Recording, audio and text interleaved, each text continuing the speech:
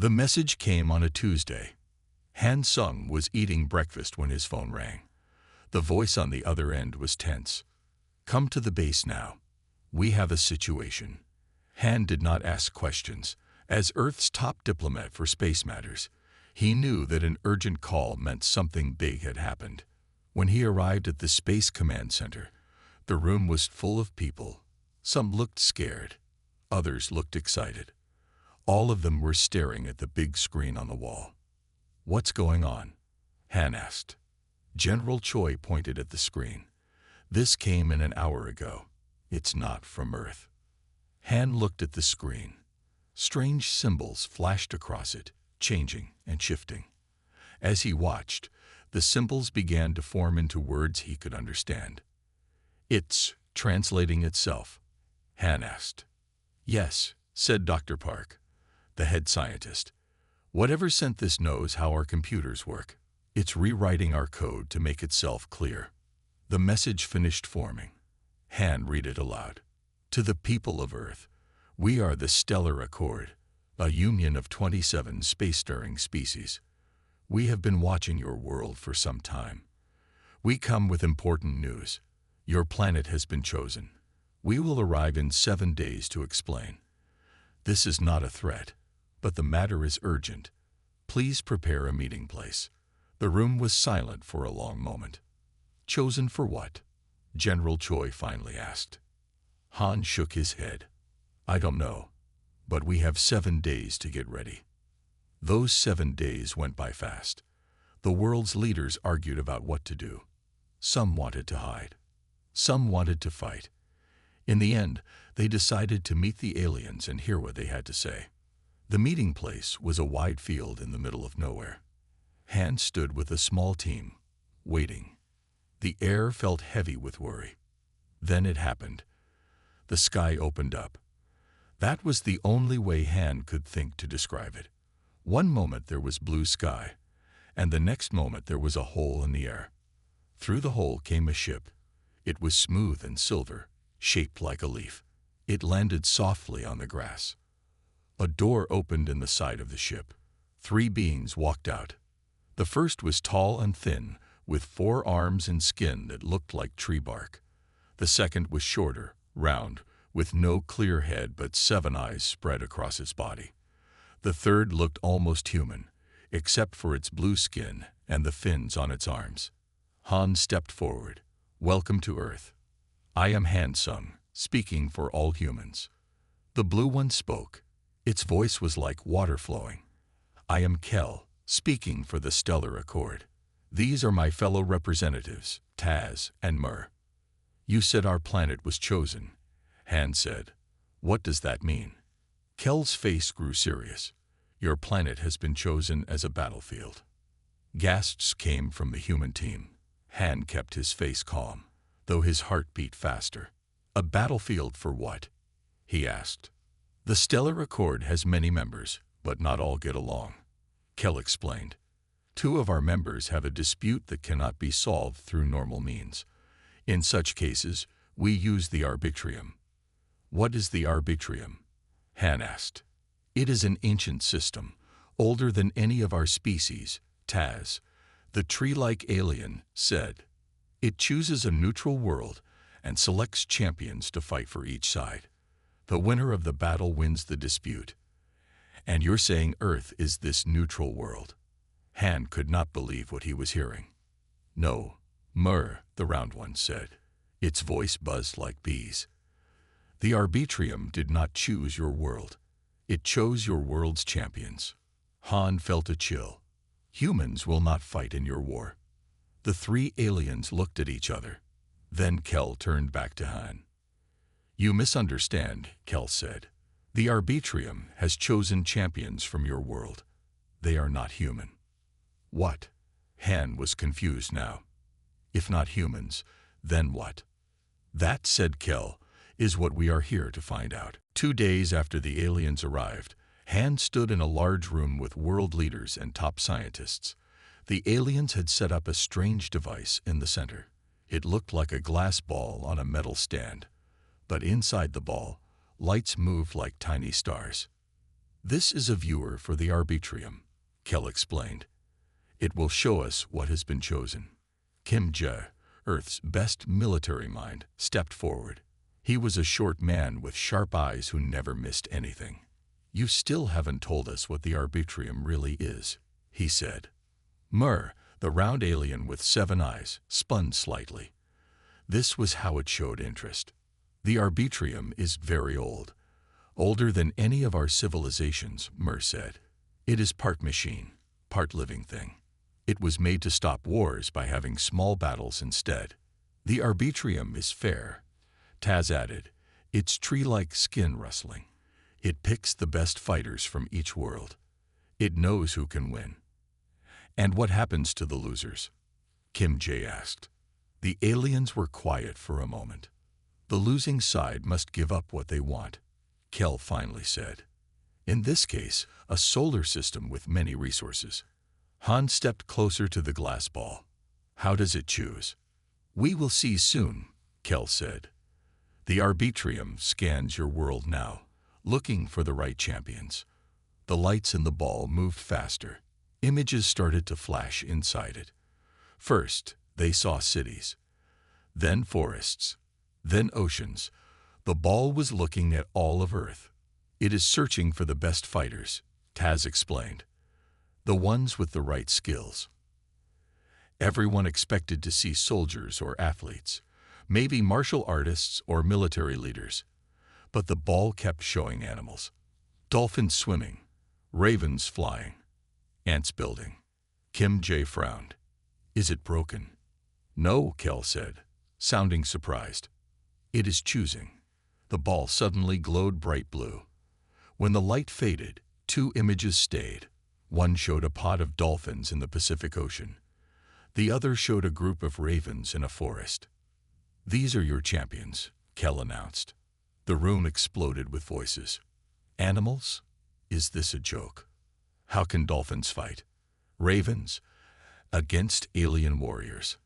Han raised his hand for quiet. Kell, there must be a mistake. These are just animals. The Arbitrium does not make mistakes, Kell said firmly.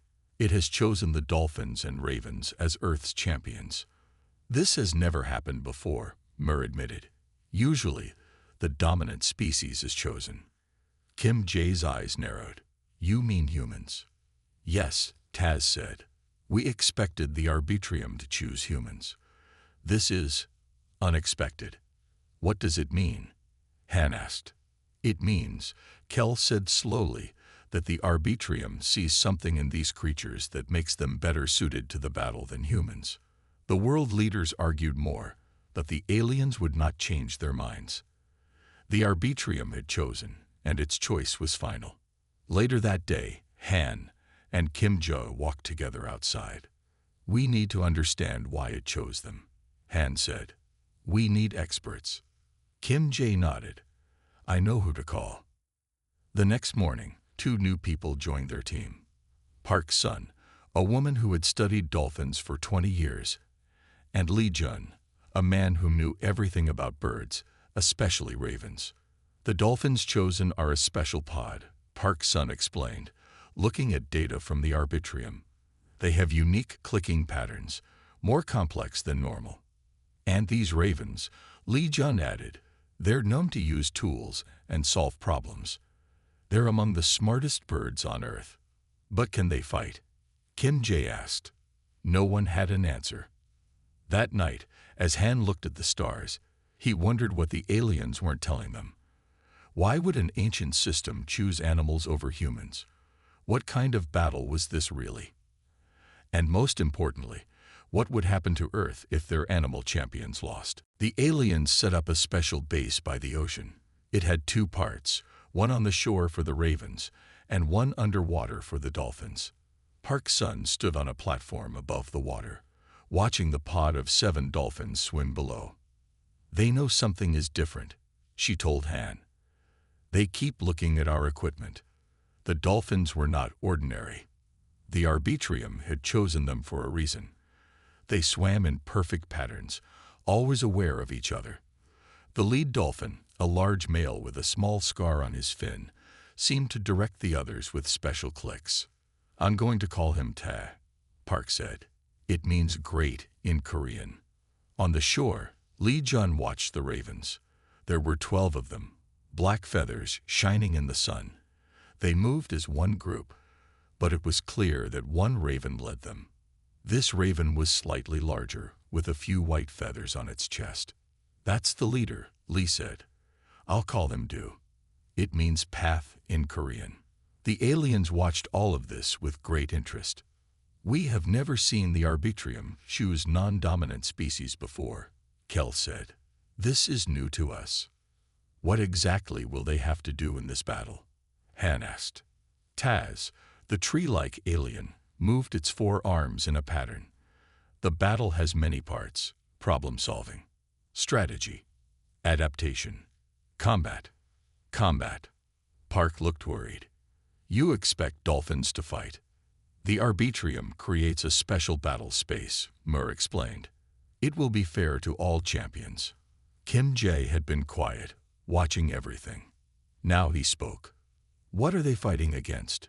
You never told us." The aliens looked at each other. Then Kel nodded. "The other side has chosen the crystallines as their champions," Kel said. "They are a hive mind species. They think as one and can form many shapes." A hologram appeared, showing strange beings that looked like walking crystals. They moved together, sometimes joining to make larger forms. "How can dolphins and ravens fight these things?" Lee asked. "The Arbitrium would not choose them if they could not win," Kel said. That afternoon, Park went swimming with the dolphins. She wore special gear that let her breathe underwater and hear their sounds better. Ta, the lead dolphin, swam around her, making clicking noises. "I wish I knew what you were saying," she said. To her surprise, Tai seemed to respond. He made a series of clicks, then swam in a circle, then made the exact same clicks again. "He's trying to communicate," she realized. On shore, Lee was having a similar experience. Du, the lead raven, had brought him small objects. A stick, a stone, a piece of plastic. The raven arranged them in a pattern, then looked at Lee. "I think he's showing me something," Lee told the others later. "Like he's trying to teach me." That night, they shared what they had learned. Park had recorded the dolphin sounds, and Lee had taken pictures of the raven patterns. "There's intelligence here that we never noticed before," Park said.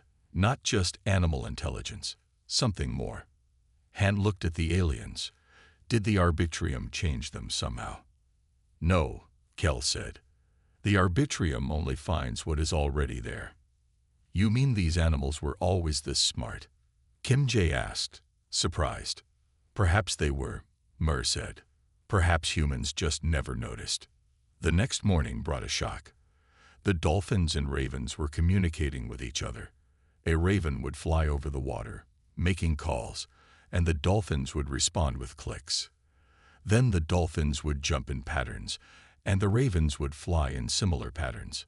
"They're working together," Lee said, amazed. The aliens watched with great interest. "Now we understand why the Arbitrium chose them," Kel said quietly. "Why?" Han asked. "Because they can do something even humans struggle with," Kel replied. "They can truly cooperate across species, without ego, without conflict."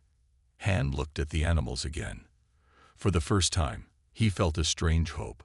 Perhaps Earth's champions weren't so unexpected after all. 1 week had passed since the champions were chosen. Park's son spent every day with the dolphins. She made a special computer that could turn their clicks into simple pictures on a screen. This way, she could start to understand them. "Tai is smarter than any dolphin I've ever studied," she told the others during their evening meeting. "He doesn't just remember patterns. He creates new ones." Lee Jun nodded. "The ravens are the same. Du can solve problems I've never seen birds solve before." The aliens watched videos of the animals' progress with great interest. "We must start training them soon," Kel said. "The battle will begin in 3 weeks." "How do we train animals for a battle we don't understand?" Kim Jae asked. Taz moved its branch-like arms. The Arbitrium will provide a training space tomorrow. It will show what the battle will be like. The next morning, a strange dome appeared near the base. It was as big as a football field, half on land and half over water. Inside, the air shimmered like heat rising from hot ground. "This is a small version of the battle arena," Mur explained. "Your champions can practice here." Park led Ty and his pod into the water part of the dome. Lee brought Dew and the Ravens into the land section. At first, nothing happened. Then the air shimmered more, and suddenly the inside of the dome changed. The water area became filled with underwater caves and currents. The land area grew trees and rocks. In the center, where water met land, strange platforms appeared that could be reached from both sides. "It's a battlefield designed for both species," Han said, amazed. "The Arbitrium adapts to the champions," Kel replied. "It makes a fair place for the battle." Over the next days, Park and Lee worked with their champions in the training dome. They were supposed to teach the animals battle skills, but something unexpected happened instead. "They're teaching us," Park said one evening, her eyes wide with wonder. "Ta showed me how they use sound to map spaces. They can see things we can't see." Lee nodded. "The Ravens found all the hidden objects in the dome in less than an hour. They remember every detail of the space." Kim Ja, always practical, asked, "But can they fight the crystallines?" As if answering his question, the aliens provided a hologram of a crystalline for training. The hologram could move and change shape just like a real crystalline. When the hologram was placed in the dome, something amazing happened. The dolphins and ravens didn't attack it directly. Instead, they worked together in ways no one expected. The ravens flew over the hologram, dropping small stones at certain points. These weren't random. They hit the same spots each time. Meanwhile, the dolphins created strong waves in the water, timed perfectly with the stone drops. "They're testing for weak points," Kim Ja said, watching closely. Like a military unit. After several hours, the animals had completely disabled the hologram by hitting it in exactly the right places at the right times. Han turned to Kel. "Have you ever seen champions work together like this?" "No," Kel admitted. "Usually, champions fight alone, using their own strengths." That night, Park made a breakthrough with her communication system. She showed the others excitedly. "Look at this. When I show Ty images of the crystallines, he creates these click patterns." On her screen, the clicks formed into shapes. Not random shapes, but what looked like battle plans. Lee checked his notes. "These match the flying patterns Dew has been practicing with the ravens. They're making a joint strategy," Han said, amazed. Kim Jae studied the patterns. "And it's a good one. They're planning to use sound waves from the dolphins and dive attacks from the ravens." Park looked troubled. "I don't think we're training them anymore. I think they're training themselves." The aliens watched this with growing surprise. "The Arbitrium has chosen better than we knew," Kel said quietly. "These champions understand something humans and many other species have forgotten." "What's that?" Han asked. "That true strength comes from working together," Kel replied. "Not just with your own kind, but with those who are different from you." 2 weeks before the battle, a new person joined the team. Her name was Kang Min, a woman who studied how things worked in space and time. She was quiet and thoughtful, with quick eyes that missed nothing. "I want to understand the Arbitrium better," she told Han. "Something about this whole setup doesn't make sense." The aliens had given them more details about the battle. It would take place in a special arena created by the Arbitrium. This arena would be much bigger than the training dome. Kang Min asked to see the glass ball viewer again. The aliens agreed. "What exactly are you looking for?" Kel asked as they stood around the glowing ball. "I'm not sure yet," Kang Min said. She watched the moving lights inside. "Can you show me how the Arbitrium chose our champions again?" Kel touched the ball. The scene played again. The Arbitrium scanning Earth, looking at many animals, then choosing the dolphins and ravens. "Stop," Kang Min said suddenly. "Go back to that part." The scene rewound. The Arbitrium was scanning a group of humans. Soldiers training. "There," Kang Min pointed. "Look at what it's measuring." Han leaned closer. Small symbols appeared around the humans in the image. "What are those?" he asked. "Not what you'd expect," Kang Min said. "It's not measuring strength or fighting skill. It's measuring adaptation, how quickly they learn and change." Kim Jae frowned. "Are you saying this isn't about fighting at all?" "I'm saying it might be about something more," Kang Min replied. Later that day, they watched the champions in the training dome again. The dolphins and ravens were practicing a new strategy. The dolphins would make a sound that drove the hologram crystalline to a certain spot. Then the ravens would drop specially chosen stones on it. "They keep changing their approach," Park said. "Every time we put in a new hologram, they try something different. They're not just fighting," Kang Min said. "They're problem-solving." Han turned to the aliens. "What aren't you telling us about this battle?" The three aliens looked at each other. Finally, Kel spoke. "The Arbitrium is very old. It was made by beings who came before any of us. They didn't want to just end wars. They wanted to find species who could evolve, grow, change. The battle tests more than fighting skill," Moore added. "It tests how well champions can adapt to new situations." Kang Min nodded. "That's why it chose the dolphins and ravens. They adapt quickly." "Faster than humans?" Han asked. "In some ways, yes," Taz said. "Humans think too much. You plan. You worry. These animals just adapt." That evening, something new happened in the training dome. The Arbitrium suddenly changed the layout. The water became land. The land became water.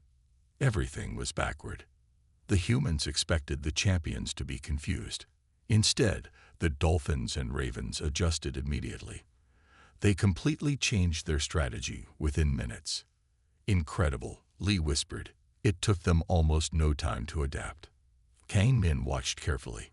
The Arbitrium is testing them, pushing them to see how they react. "Is this what will happen in the real battle?" Han asked Kel. "Yes. The arena will change during the battle. Many times, in ways no one can predict." Kim Ja looked worried. "And the crystallines? How well do they adapt?" "They are strong and smart," Kel said.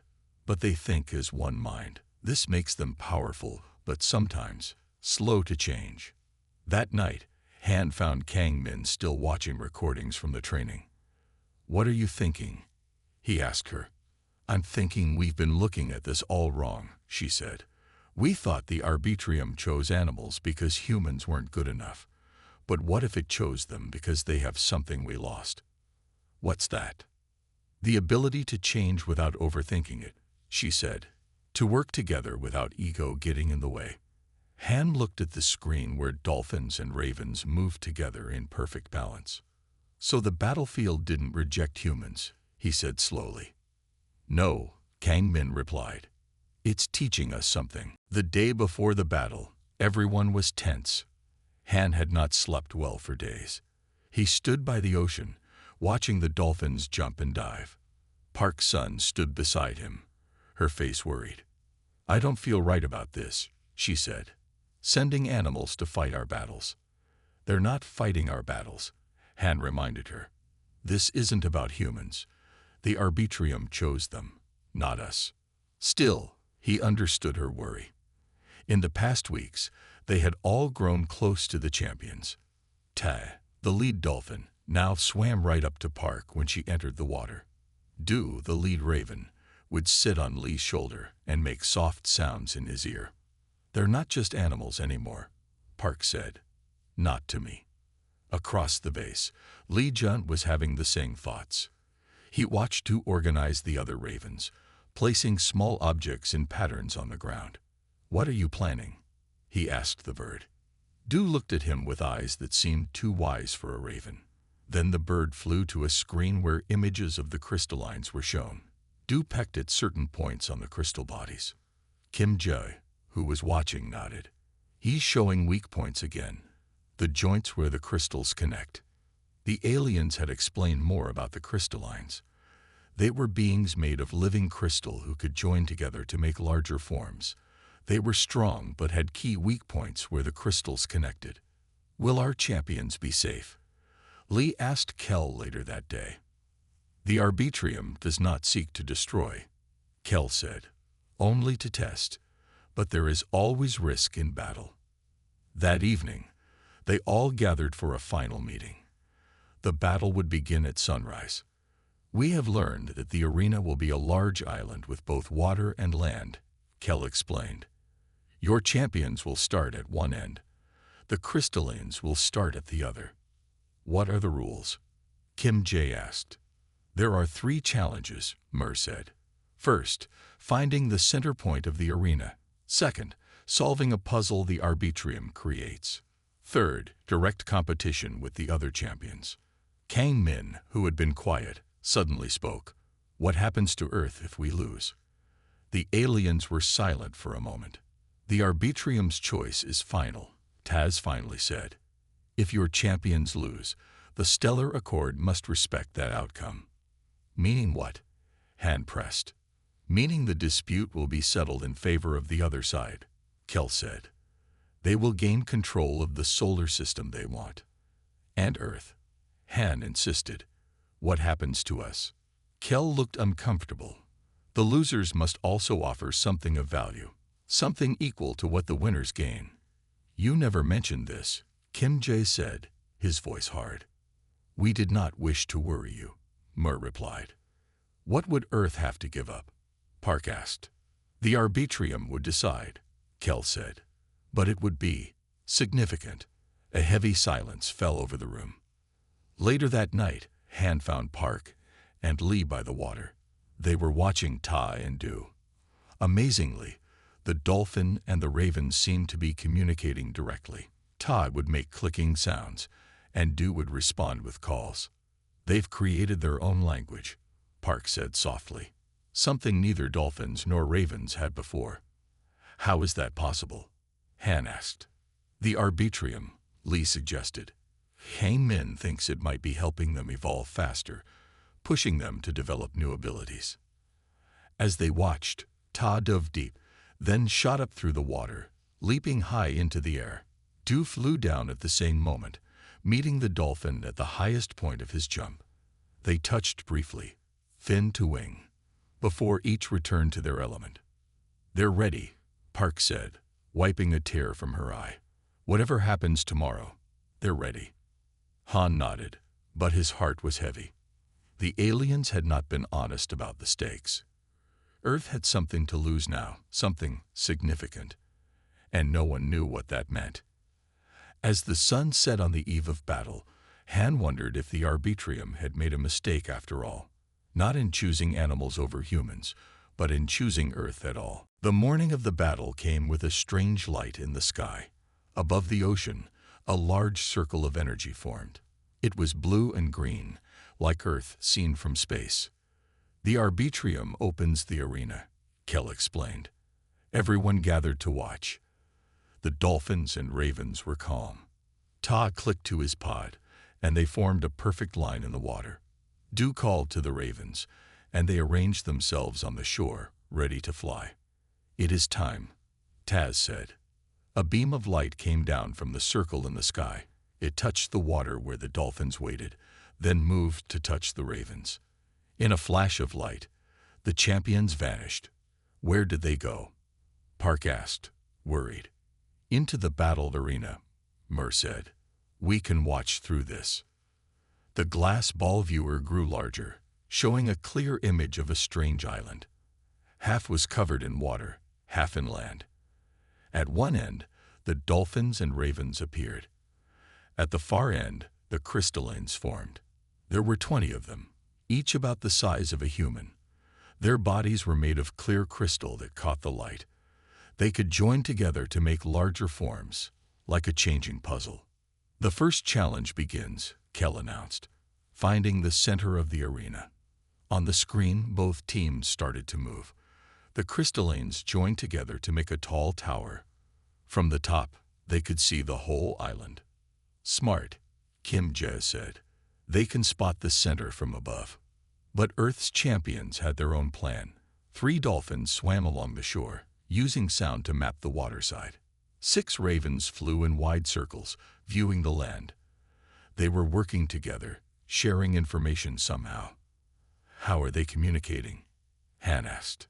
The dolphins are making sounds the ravens can hear, Park explained. And the ravens are making flight patterns the dolphins can see. The crystallines moved as one big group, heading straight for where they thought the center was. The dolphins and ravens took a different approach. They split up, checking many areas quickly. The crystallines think they know the answer already, Kang Min said. Our champions are making sure. It worked. The ravens found a strange stone in the middle of the land. The dolphins found a glowing spot in the water nearby. Together, these 2 points showed the true center, a place where land and water met. The dolphins and ravens reached it first. The Arbitrium marked their victory with a flash of light. First challenge to Earth's champions, Kel announced. The crystallines seemed angry. They formed into a large wave-like shape and moved faster. Second challenge, Mer said. Solving the Arbitrium's puzzle. In the center of the arena, a strange structure appeared. It had moving parts on both the land and water sides. To solve it, both sides had to be worked at the same time. The crystallines split into 2 groups and attacked the puzzle with force. They tried to make the parts move by pushing hard. Earth's champions took a different approach. The dolphins used sound waves to make water parts vibrate. The ravens dropped small stones in exactly the right spots on land. They worked slowly but surely. The crystallines are just trying to overpower it, Lee said. Our champions are trying to understand it. After many tries, the dolphins and ravens solved their side first. Another flash of light marked their second victory. They're winning, Park said, amazed. But then the Arbitrium changed everything. The island started to shift. Land became water. Water became land. The whole arena turned upside down. The final challenge begins, Kel said. Direct competition. The crystallines moved quickly, joining into one massive form. It looked like a giant with crystal arms and legs. It started to smash everything in its path. They're going to crush our champions, Han said, worried. But the dolphins and ravens didn't try to fight the giant. Instead, they scattered. The dolphins dove deep. The ravens flew high. They moved in patterns, quick and hard to follow. What are they doing? Kim Jae asked. Kang Min smiled. They're adapting. This is what they're best at. The giant crystalline swung its arms, trying to hit the fast-moving champions, but it kept missing. It was too big, too slow. The battle has only begun, Kel said, but your champions show great wisdom already. The final battle raged for hours. The humans watched, unable to help their champions. The giant crystalline kept changing forms, trying to catch the dolphins and ravens. Why don't they fight back? Kim Jae asked. They're just avoiding the crystalline. They have a plan, Park said. Look how they move. It's not random. She was right. The dolphins and ravens were moving in specific patterns. The dolphins swam in circles, making sound waves that hit the crystalline's lower parts. The ravens flew in sharp turns, dropping small stones at the upper parts. They're wearing it down, Kang Min realized. Look, the joints are weakening. The crystalline seemed to understand this too. It suddenly split apart into 20 smaller forms again. Now there were many targets instead of one. Smart move, Han said. Our champions can't focus on all of them at once. But then something amazing happened. The Arbitrium changed the arena again. This time, it added a third environment. Air that moved like water and water that became solid like land. The crystallines were confused. They tried to join together again, but the new environment made it hard. They moved slowly, unsure what to do. The dolphins and ravens, however, adapted instantly. The dolphins used the solid water like jumping platforms. The ravens used the water like air to swim through the sky. They had completely changed their approach in seconds. Incredible, Lee whispered. It's like they knew this would happen. No, Kang Min said. They just accept change more easily than the crystallines, or us. The dolphins began to make sounds that seemed to hurt the crystallines. The crystal beings vibrated when hit by these sounds. At the same time, the ravens began to herd the crystallines toward a central point, working together like sheepdogs with a flock. They're corralling them, Kim Jae said. Brilliant strategy. The crystallines tried to escape, but they were caught between the ravens above and the dolphins below. The dolphins' sound waves grew stronger. The ravens' precise attacks hit the weak joints. Then, in a final coordinated move, all 7 dolphins and 12 ravens attacked at once. The dolphins shot up from the water, making their most powerful sounds. The ravens dove from above, hitting the exact weak points. The crystallines broke apart, unable to keep their forms. They scattered across the arena, defeated. A bright light filled the viewer. The Arbitrium had made its decision. Earth's champions have won, Kel announced. Cheers erupted from the humans. Park had tears in her eyes. Lee looked proud and relieved. An hour later, the champions returned. The dolphins swam happily in the ocean. The ravens flew circles overhead. They seemed untouched by the battle. The alien representatives gathered to speak to the humans. The Arbitrium has recognized your champion's victory, Kel said formally. The dispute is settled in your favor. What does that mean for Earth? Han asked. It means Earth is now recognized by the Stellar Accord, Kel replied. You will have a voice in our councils. And if we had lost? Kang Min asked. The aliens looked at each other. The Arbitrium would have claimed Earth's diversity, Taz said finally. Many species would have been taken to seed other worlds. Han shook his head, amazed at how close they had come to losing so much. There is one more thing, Mur added. The Arbitrium has a message for humans. The glass ball glowed again. Words formed inside it. The message reads, the true champions of Earth are not those who seek to rule it, but those who have evolved with it. Humans have forgotten this wisdom. Learn from your champions. Later, as the sun set, Han stood with Park, Lee, Kim Jae, and Kang Min. They watched Ta and Du playing together by the shore. All this time, Han said, we thought we were the most important species on Earth, the most evolved, the most intelligent. The Arbitrium showed us differently, Park said. Not that we're less, Kang Min added, but that we're part of something greater. Lee smiled as Du landed on his shoulder. Maybe that's what it means to be human. Not to rule the Earth, but to learn from it, Han finished. Above them, the stars seemed brighter than before. Earth had champions the universe recognized. They weren't human, but maybe, Han thought, they had made humanity better.